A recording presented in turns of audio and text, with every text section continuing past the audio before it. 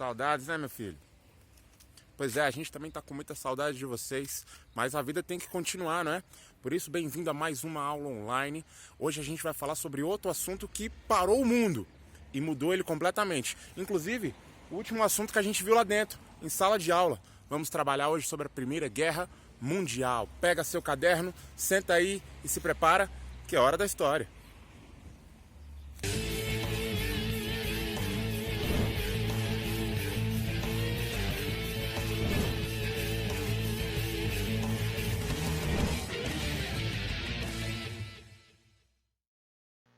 Fala galera, bom dia, tudo beleza? Todo mundo bem? Todo mundo se cuidando? Aqui quem fala é o professor Alan. Vamos junto para mais uma Hora da História. Já estou aqui no quadradinho, porque eu quero que você preste atenção aqui nos slides hoje, beleza? Nós vamos revisar sobre a Primeira Guerra Mundial. Mas professor, a gente não viu a Primeira Guerra Mundial lá na escola, antes da paralisação? Pois é, mas foram 3 meses parados, você nem pegou no livro que eu sei. Ainda lembra? Se não lembra, não tem problema, porque a gente vai revisar esse conteúdo agora. Vamos comigo. Primeira Guerra Mundial, aquele conflito que parou o mundo e mudou ele completamente, que foi de 1914 até 1919, mais ou menos 100 anos atrás. Mas, para entender esse conflito, a gente precisa relembrar o que um país precisava ter para ser considerado potência lá no início do século XX. Isso mesmo, você respondeu. Ter indústrias. As maiores potências do mundo no século XX eram as potências industrializadas. E não tinha nenhum país mais industrializado no mundo que a Grã-Bretanha. Inglaterra, a maior potência industrializada do mundo, o maior império, tinha colônia em todos os continentes. Ninguém batia de frente com a Grã-Bretanha. Mas seguido, tinha outra grande potência que era a França, também muito industrializada, também com colônia pelo mundo inteiro, e essas duas lideravam o século XX. Só que tinha um outro país, novo, tinha acabado de ser unificado num país só, a Alemanha. A Alemanha já nasce querendo se tornar a maior potência do mundo, custe o que custar. Só que para ser potência precisa ter indústria, não é? A Alemanha foi lá e se industrializou muito forte. Agora precisa ter colônia. A Alemanha não conseguiu tantas colônias como queria, além do continente europeu, porque a Alemanha esbarrou nas outras duas potências. Grã-Bretanha e França olharam para o crescimento alemão e pensaram, peraí, quem é essa? Chegou agora e já está querendo sentar na janela? Não é assim não.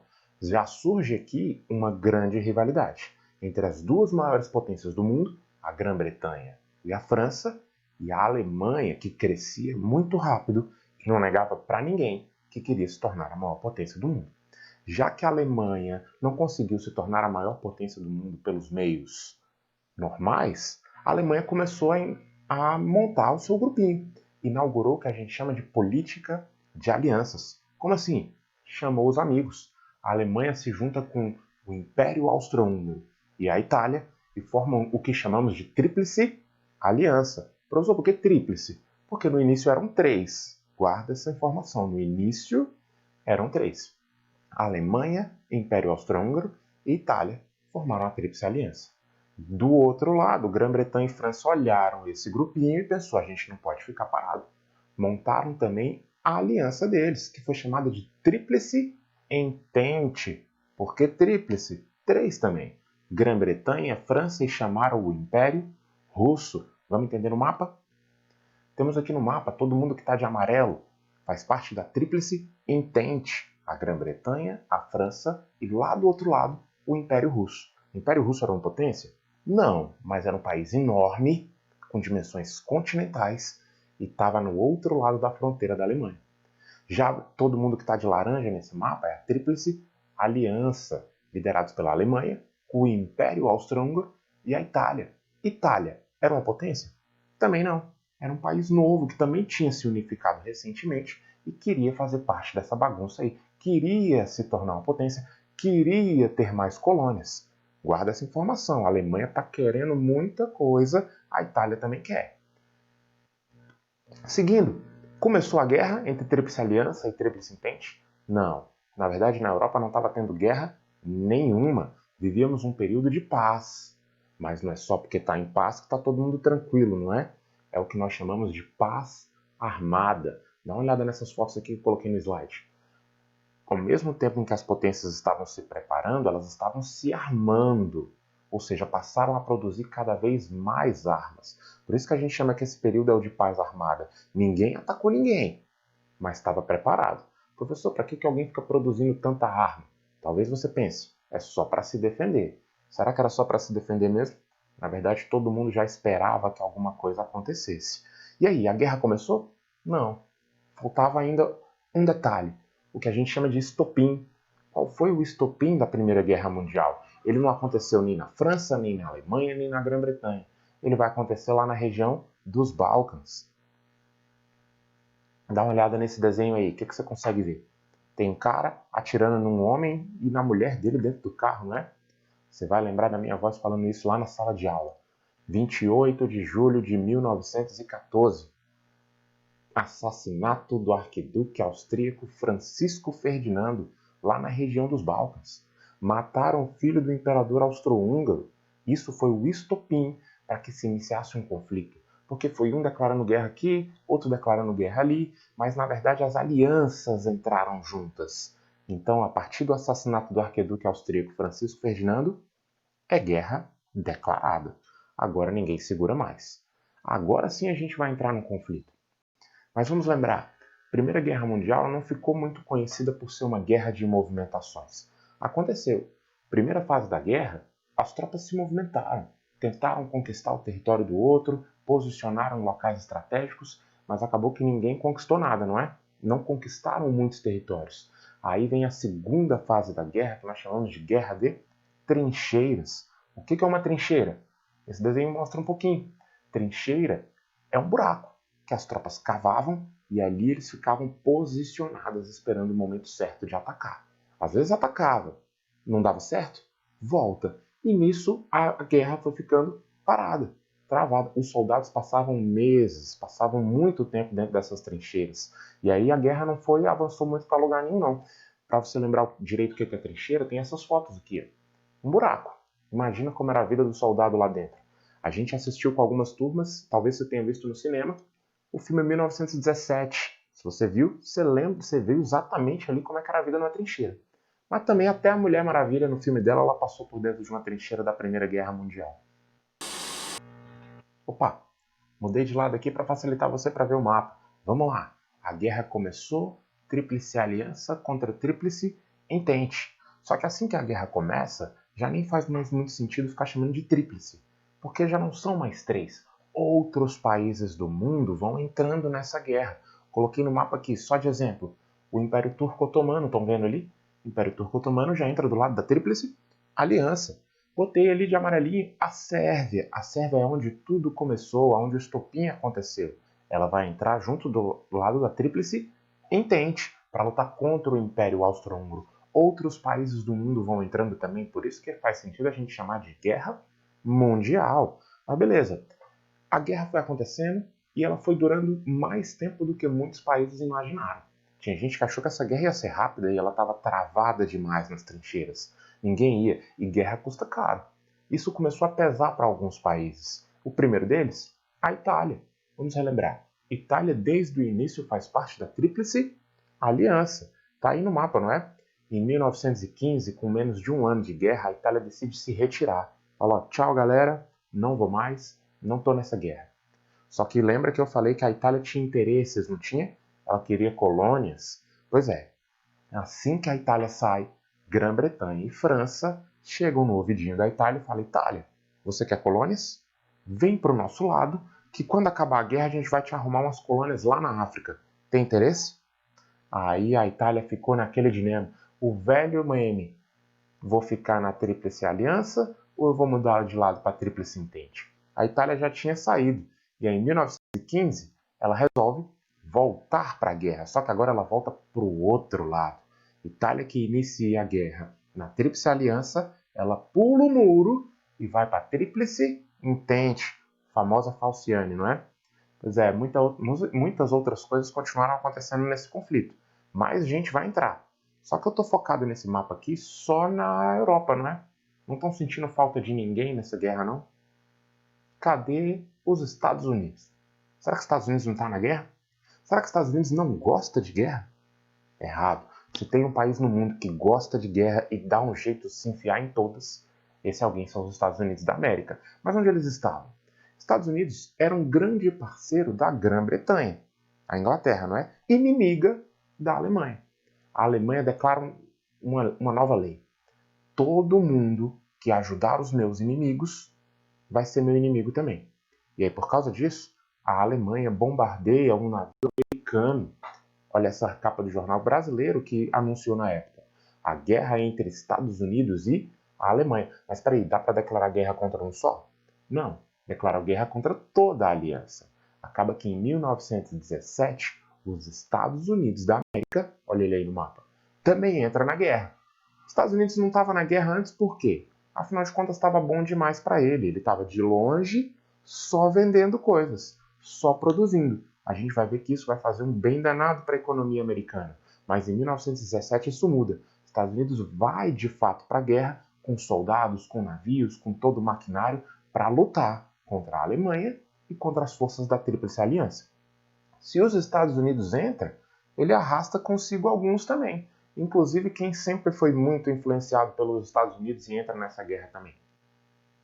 O Brasil, Brasil com Z, professor, sim, jornal lá de 1917, diz o seguinte: o Brasil na Grande Guerra. O Brasil participou? Participou. Em 1917, nossos navios também foram afundados por alemães. Inclusive diz a manchete aí, ó, o navio Macau foi torpedeado. E isso causa a entrada do Brasil na guerra do lado dos Estados Unidos, do lado da Entente. Quer dizer que o Brasil mandou soldados, mandou forças, o Brasil conquistou territórios? Não. A participação brasileira na Primeira Guerra Mundial ela foi mais de apoio. Mandamos médicos, mandamos enfermeiras, mandamos navios para apoiar. Não foi exatamente uma participação decisiva, mas nós fomos. Saímos na foto lá, pelo menos. A gente volta para a Europa. A Itália mudou de lado, outras coisas continuam acontecendo. Repara ali para mim no Império Russo. O Império Russo estava na guerra desde o início, não é? Mas em 1917 começa na Rússia o que a gente chama de Revolução Russa. A Revolução Socialista liderada por Lenin começa a acontecer lá dentro da Rússia mesmo, para tirar o czar do poder, o imperador de lá. Se a Rússia começa uma revolução dentro, ela vai ficar lutando uma guerra fora? Não, não tem condições disso. Então, em 1917, por causa da Revolução Russa, o que acontece? A Rússia se retira da guerra, já não está mais ali. Percebe que está tendo uma dança de cadeiras, né? Tem gente entrando, tem gente saindo, tem gente mudando de lado, e nisso a guerra continua. Os soldados estão lá nas trincheiras, as batalhas estão acontecendo. Quem está ganhando? Quem está perdendo? Não tem como saber ao certo. Afinal de contas, a guerra está travada, não é? Todo mundo tinha certeza de que poderia ganhar essa guerra a qualquer momento. Só que esse momento nunca chegava. E aí a guerra foi se arrastando por anos, até que a gente chega ali mais ou menos em 1918. Em 1918, vai ficando pesado para outros países continuar nessa guerra longa. Guerra que custa caro, guerra que custa vidas. E aí as economias de seus países vão começando a sofrer consequências. E aí muita gente foi começando a perceber que estava numa furada. Nisso, em 1918, dois países ali importantes que faziam parte da Tríplice Aliança são derrotados. Um deles é o Império Austro-Húngaro. Desde o início da guerra, não é? O Império Austro-Húngaro é derrotado e sai da guerra. A mesma coisa o Império Turco-Otomano também é derrotado e sai da guerra. Sobrou quem, gente? Sobrou a Alemanha. A Alemanha não queria se render, não, a princípio. A princípio, a Alemanha queria continuar lutando, nem que seja sozinha. Mas sozinha, ela aguenta? Também não. Em 1919, a Alemanha assina a sua rendição. Ou seja, a Alemanha desiste. Ela não foi derrotada em campo de batalha. Ela percebeu que não ia ter como mais e falou: eu desisto, chega, vocês venceram. Nisso a gente chega ao fim do conflito que nós chamamos de Primeira Guerra Mundial. Professor, por que é mundial se nem todos os países do mundo estavam? Olha, é mundial porque essa guerra influenciou, direta ou indiretamente, o mundo inteiro. Tá vendo que até o Brasil, que estava longe demais, acabou sendo influenciado por essa guerra? Imagina as colônias da Inglaterra, as colônias da França, todos esses países foram influenciados. E aí quem foi o principal derrotado nessa guerra? A Alemanha, porque a Alemanha se rendeu. Em 1919, a guerra acaba E o mundo percebe que essa guerra foi destruidora demais. Foi uma guerra drástica, milhares de vidas se perderam, não somente soldados, muitos civis também. Tudo fruto de tecnologias novas de guerra. Aviões usados em combate, metralhadora, tecnologias novas que causaram uma destruição jamais vista antes em outras guerras passadas. Quando as potências perceberam isso, até as que venceram, elas pensaram, poxa, não podemos deixar que uma nova guerra como essa aconteça. Essa guerra foi pesada demais, foi pesada até para quem ganhou. Por isso que os países se reuniram e criaram o que nós chamamos de Liga das Nações. O que era a Liga das Nações? É mais ou menos o que a gente tem hoje como ONU, Organização das Nações Unidas, nós temos hoje? Pois é, a ONU não existia ainda, mas criaram antes da ONU a Liga das Nações. Ela tinha um principal objetivo, qual era? Evitar que outra guerra como essa acontecesse de novo na humanidade. Não pode deixar, foi muito pesada essa guerra. Então, toda vez que começar uma rivalidade, começar um conflito menor em algum lugar, a Liga das Nações tinha que intervir e evitar que esse conflito crescesse e virasse uma guerra mundial como essa. Ou seja, o único objetivo dela era manter a paz. Pensa um pouquinho. Você acha que a Liga das Nações conseguiu? Spoiler. Teve a Segunda Guerra Mundial, não teve? Então a Liga das Nações ela vai fracassar. Mas a ideia de uma organização que pode evitar novos conflitos surgiu ali. Anos mais tarde, criaram a ONU. E a ONU hoje funciona mais ou menos como isso. Entre vários objetivos da ONU, um deles é garantir a paz. Está conseguindo mais ou menos, isso é fruto para outro debate depois, beleza? Mas ao mesmo tempo em que eles criaram a Liga das Nações, os países vencedores se reuniram e assinaram o que nós chamamos de Tratado de Versalhes. Olha aí na imagem tem a capa desse tratado, está escrito em inglês. O que dizia esse tratado? Era um tratado dos vencedores. Os vencedores é que vão decidir o que vai acontecer agora com o mundo. Os vencedores vão decidir o que vai acontecer com quem perdeu. E aí quem foi considerada a principal culpada dessa guerra? A Alemanha. Mas peraí, a culpa era só da Alemanha? Não, gente. A culpa era de todo mundo, mas como ela foi derrotada, colocaram a culpa toda nela. Alguns países derrotados na guerra deixaram de existir. O Império Austro-Húngaro, por exemplo, nem sequer existe mais. Ele foi separado em Áustria e Hungria.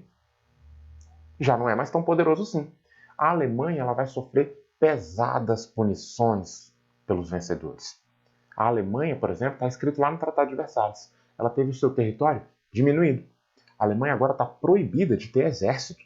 A Alemanha agora está proibida de fabricar armas. A Alemanha não pode nem mais ter colônia. A Alemanha perdeu as colônias que ela tinha lá na África. Ou seja, o Tratado de Versalhes, além de impor pesadas punições, sanções, multa para a Alemanha pagar, ele vai humilhar a Alemanha. E isso, gente, lá dentro da Alemanha, vai ter gente que vai guardar um rancor.